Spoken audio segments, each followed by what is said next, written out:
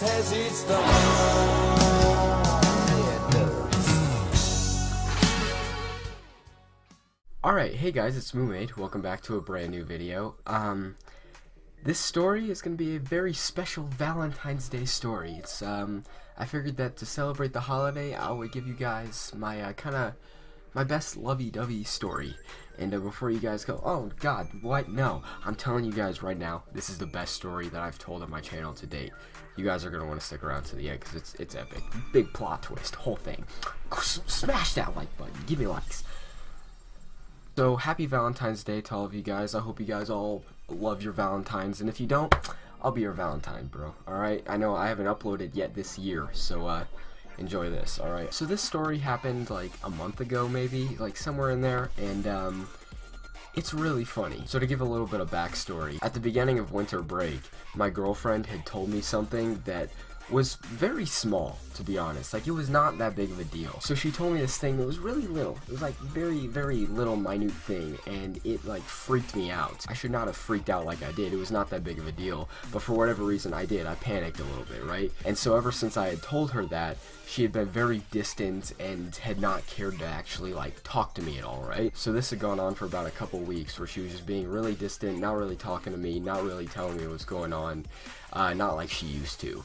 And so I finally had enough of it. And that is where this story begins. So it was one fine January afternoon, and she leaves school earlier than the rest of us do, so I don't see her right after school. So I went to my locker, and I'm talking to my friend after school, and I'm like, alright, yo, so I've had enough of these, like, one-sided conversations.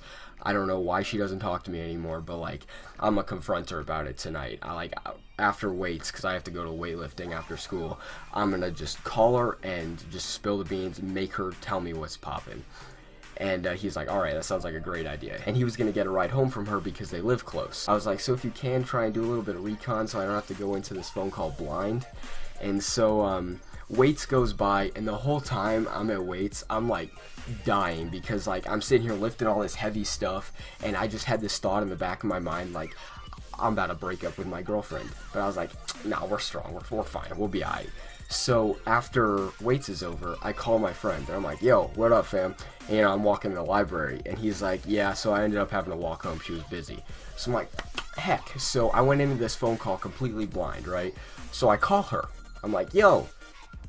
It goes to voicemail. And so then I text her, and I'm like, hey, nerd, call me. You know, I sprinkled the nerd in so I didn't look mad. So I get to the library, and, like, I'm at the library for, like, a couple minutes when that friend comes and picks me up. And, so he and I drive back to his house, and the whole time we're talking about it, about how weird she's been and stuff. And so we're sitting there in his driveway, in his car, and I'm like, I don't know what to do. I'm like, she didn't answer my call. I'm like, I don't know what's happening. And so he's like, yo, you want to, like, maybe go get her flowers and surprise her? And I'm like, boy, you're a genius. So obviously I'm like, yeah, I'm gonna get her flowers and show up on her doorstep. It'll be the coolest, like, notebook thing ever. So I'm like, alright, hang on, before we do this, I gotta call my mom and let her know what we're doing because she's gonna expect me at the library in like half an hour at that point. So I call her, and it goes to voicemail. I was like, so do I even have phone reception at this point? So as I'm sitting in his driveway, my mom calls me back, and I'm like, oh, alright, good, we're chilling. So I answer it, and it's some random woman that I've never met before. And I go, hello? And she's like, hi, your mom left her phone at work. So I'm like, of all days. So then me and my friend go back to the library because we're just gonna wait for her to pull up and then tell her what we're doing. So we're waiting at the library for probably 20 minutes, and then I get a call from her on my little brother's babysitter's phone, and I tell my mom, like, yo, so she's been really distant recently, so we're gonna go get flowers and surprise her. And she's like, that sounds like an awesome idea, you do you, honey, come home whenever. So I'm like, alright, so now we're in the clear, so now I can just go do that. So me and my friend leave the library, and down the street from our school, there's a flower shop. So we go down the street, and we park in front of the flower shop. And we're trying to look at the hours because we can't really see from where we're parked. So I get out and walk over and walk up to the front door. They closed at 5:30, and I walked up to the door at 5:33. So, you know, I'm sitting there, and I'm like, wow, nothing is going right now. Like, everything is backfiring. So we get in the car, and I'm like, well, now what? And I'm like, well, there's flowers at Walmart. I'm like, we can go get our Walmart flowers. And he's like, alright, bet. So we drive down the street a little more, and we pull up at Walmart. And so we go into Walmart, and at this point we're kind of in a hurry because, you know, I want to be home in a reasonable time, you know, like I don't want to be out all night because it's like a school night and everything. So we look around Walmart, and of course the flowers are in the last spot that we checked. They were over by the bakery. Who puts flowers by the bakery, dog? I'm like, they were...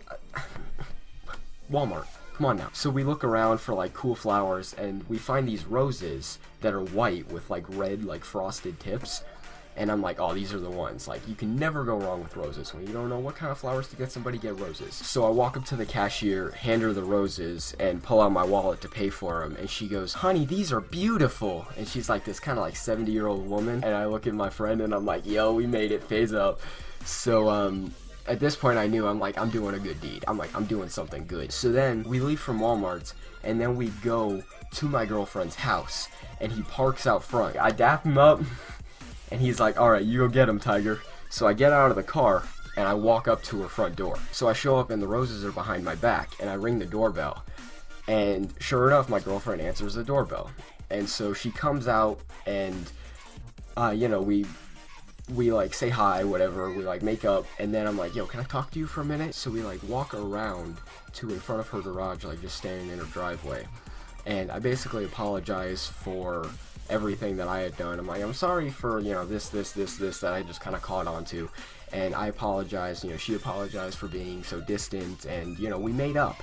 And I'm like, I'm sitting there, I'm like, you know what? Screw it, I'm gonna do it. And so I ask her, I like look her dead in the eyes, and I'm like, yo, can I say it? And she kind of looks at me, she's like, yeah. And so I straight hit her with the I love you, right?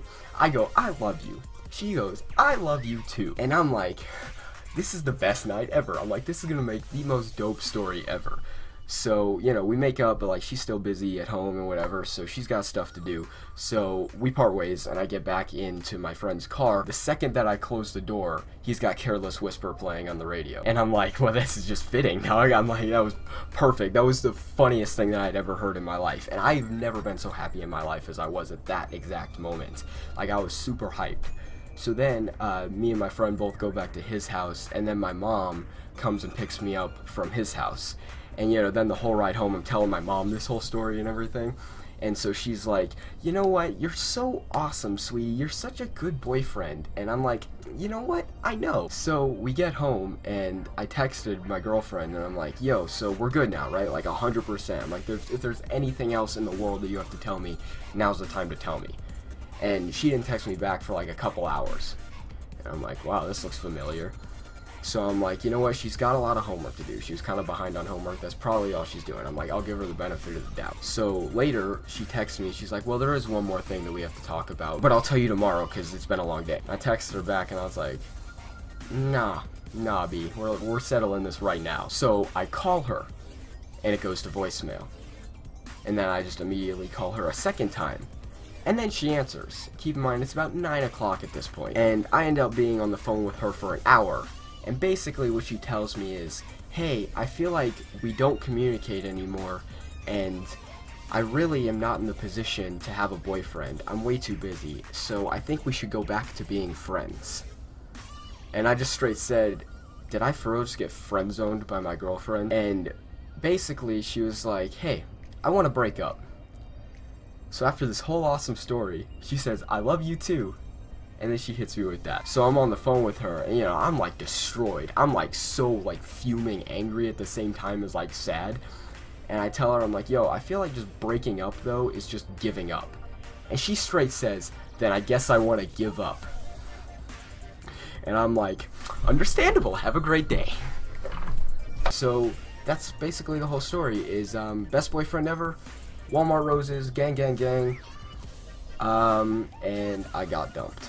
So, I guess the moral of the story is that, girls are heartless, and, love's not real. Happy Valentine's Day, everyone.